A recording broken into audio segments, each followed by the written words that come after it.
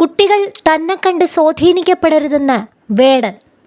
താൻ മദ്യപിക്കുകയും പുകവലിക്കുകയും ചെയ്യുന്ന ആളാണെന്നും സർക്കാർ വിൽക്കുന്ന മദ്യമാണ് വാങ്ങുന്നതെന്നും വേടൻ. തന്നെ കാണുന്ന കൊച്ചുകുട്ടികളിൽ ഇത് സ്വാധീനം ചെലുത്തുന്നുണ്ട്. ആ കാര്യത്തിൽ തന്നെ കണ്ട് സ്വാധീനിക്കപ്പെടരുതെന്നാണ് പറയാനുള്ളതെന്നും വേടൻ പറഞ്ഞു. മാധ്യമങ്ങളോടായിരുന്നു പ്രതികരണം. എന്നെ തിരുത്താൻ പരമാവധി ശ്രമിക്കും. കള്ളുകുടിയും പുകവലിയും നിർത്താൻ ശ്രമിക്കും. ഞാൻ മോശപ്പെട്ട മനുഷ്യനാണോ എന്ന് തീരുമാനിക്കേണ്ടത് പൊതുസമൂഹമാണ്. ഇരട്ട നീതി ഇന്ത്യൻ സമൂഹത്തിൽ വർഷങ്ങളായി നിലനിൽക്കുന്ന ഒന്നാണ്. അതിനെക്കുറിച്ച് വേടന് ഒന്നും പറയാനില്ല. മന്ത്രിയുടെ വാക്കുകളിൽ അഭിപ്രായം പറയാൻ ആളല്ല. ഞാൻ ഒരു കലാകാരനാണ്. വേടൻ പൊതുസ്വത്താണ്. ഒരു കലാകാരൻ പൊതുസ്വത്താണ്. ജനങ്ങൾക്ക് വേണ്ടി സംസാരിക്കുക എന്നുള്ളത് എൻ്റെ ജോലിയാണ്. അത് ഞാൻ മരിക്കുന്നത് വരെ ചെയ്യും. സമൂഹത്തിൽ എല്ലാവരും തുല്യരല്ല എന്നുള്ളത് എല്ലാവരുടെയും മനസ്സിലുണ്ടായിരിക്കണം. വിവേചനപൂർണമായ സമൂഹമാണ് നമ്മുടേത്.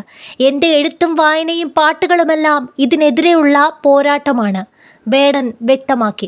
അതേസമയം പുലിപ്പല്ല് കേസിൽ വേടനെതിരെ പ്രഥമദൃഷ്ട്യാ കുറ്റം നിലനിൽക്കില്ലെന്ന് വ്യക്തമാക്കിയിരിക്കുകയാണ് കോടതി. വേടൻ അനുവദിച്ച ജാമ്യ ഉത്തരവിലാണ് Perumbavoor judicial first class magistrate കോടതി ഇക്കാര്യം വ്യക്തമാക്കിയത്. പുലിപ്പല്ല് യഥാർത്ഥമാണോ എന്നത് ശാസ്ത്രീയമായി ഇതുവരെ തെളിയിച്ചിട്ടില്ല. സമാനമായ കുറ്റകൃത്യത്തിൽ വേടൻ ഉൾപ്പെട്ടിട്ടില്ലെന്നും കോടതി നിരീക്ഷിച്ചു. അതേസമയം റാപ്പർ വേടനെതിരെ ധൃതിപ്പെട്ട് കേസെടുത്തതും അറസ്റ്റ് ചെയ്തതും എന്തിനായിരുന്നുവെന്ന് പരിശോധിക്കപ്പെടണമെന്ന് CPM സംസ്ഥാന സെക്രട്ടറി MV ഗോവിന്ദൻ.